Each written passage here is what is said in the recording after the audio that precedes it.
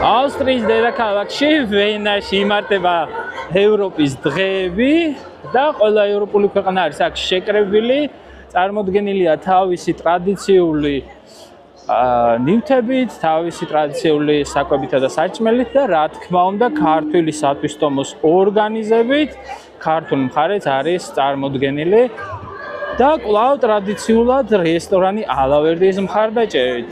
სამწუხაროდ სხვა რესტორნებსაც ჰქონდათ გაგზავნილი შეთავაზება, მაგრამ მხოლოდ ალავერდმა გამოთქვა მხარდაჭერის სურვილი. წარმოდგენილია ქართული ტრადიციული ნივთები, ხელნაკეთი, ანბანი.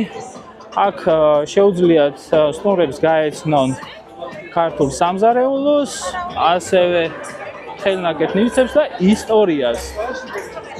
მოკლედ, თუ ვენაში ხართ, დღეს აუცილებლად გამოიარეთ და არ გამოტოვოთ ეს სანახაობა, აქ ყველა ევროპული ქვეყანა არის წარმოდგენილი.